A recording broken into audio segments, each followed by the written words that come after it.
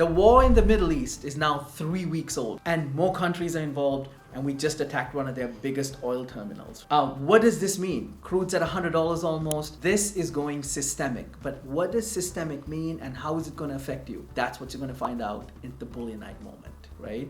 So here we'll break down what is evolving in this situation. One of the things that I'm noticing is that it's not just oil-related stocks that are going up. Fertilizer, agricultural companies are doing really well. Why? Because a lot of the oil supply disruptions do also affect downstream products. Also, liquefied natural gas. There's no reserves on liquefied natural gas, and that's almost completely not going through the Strait of Hormuz right now. And LNG is what's required for fertilizer and agricultural companies, right?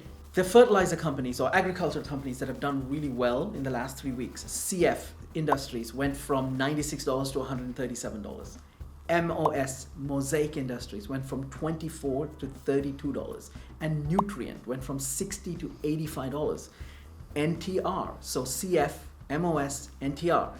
Yes, these are not micro floats, these are not micro caps, right? So you need to have a larger account to maybe trade this or take smaller positions, right?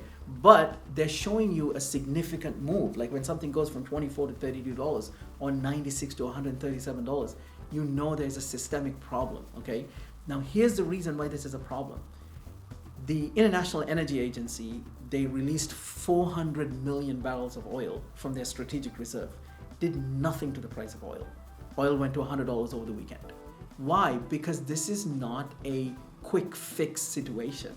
This is something where you have supply disruptions that now go on downstream, and when that happens, you're looking at weeks or months worth of a disruption in many different industries, right? As oil prices go higher and higher and higher, recessionary fears come into play. So if you're in the stock market, how do you protect your money there? If there's a recession and oil prices as they go higher, the biggest things that can get hit are industrial commodities or the stocks that have gone up in the last 2 to 3 years. Now on the other side, usually oil after it goes up significantly comes down big because of the recession. So this is a way you have to balance how do you play this. And then look at the other sectors like agricultural commodities or fertilizer companies that are doing really well because they're downstream supply issues.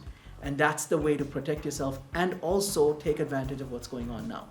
If you like what we're covering, hit the notification button, hit the subscribe button, and follow Bullionite Moment for the bigger picture. But if you want to learn about the individual trades and how we're looking at that, follow Learn with the Traders.